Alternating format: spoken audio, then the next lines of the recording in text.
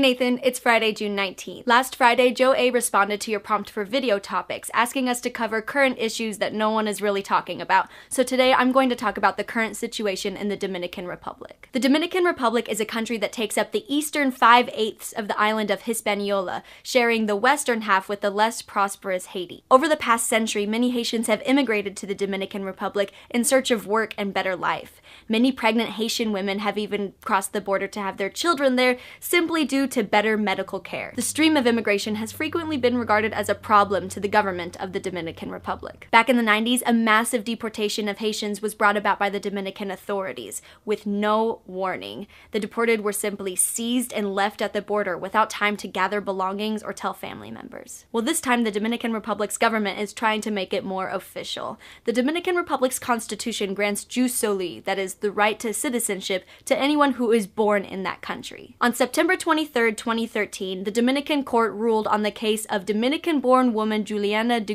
Pierre. Pierre had been trying to obtain identity papers but kept being refused by local authorities due to her Haitian-sounding name, which seemed to be common practice but not official policy.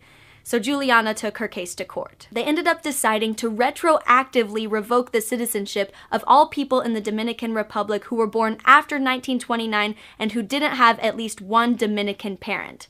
So mostly immigrants, but also their children and even their grandchildren. Nathan, just imagine this. Being born in a country, growing up there your whole life, learning the language and the culture, just doing typical citizen things, and then suddenly having that citizenship taken away because your grandparents came from the neighboring country decades before you were born. Now you are forced to leave your home and move to a country where you don't even speak the language and may not be able to get a job, where you basically have to start your whole life over.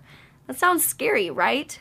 This is the reality for people of all ages right now living on the island of Hispaniola. The government offered an immigrant registration program that wouldn't restore citizenship, but would lead on a long process to naturalization. Of the hundreds of thousands who are at risk of deportation, only around 10,000 were able to fully meet the requirements of the process, meaning, if I may be vague, having the right paperwork, and only about 300 have received their residency permit. And even with this process, the people would still be considered foreigners who could eventually become naturalized citizens with restricted rights. So this has led many people to refuse even applying for the process because they feel like they are true, natural-born Dominicans. Nathan, the Dominican Republic wanted to fix a complicated migratory system, and I don't blame them for that. Obviously, both they and Haiti have had problems figuring out how to regulate citizenship papers and deal with immigration. These nations are both still kind of young. But what this really sounds like, especially with retroactively taking away the citizenship of people who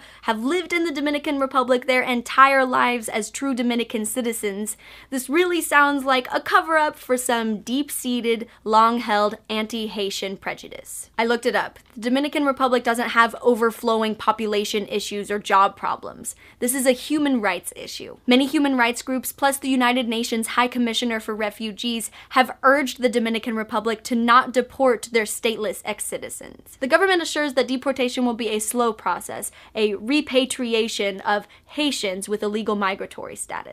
In reality, the Dominican Republic is rendering 500,000 people, maybe even more, stateless. And most of them have no clue what to do now. Nathan, let's hope this issue can get resolved for the better with the Dominican Republic through the efforts of the UN and human rights groups. We'll see you on Monday.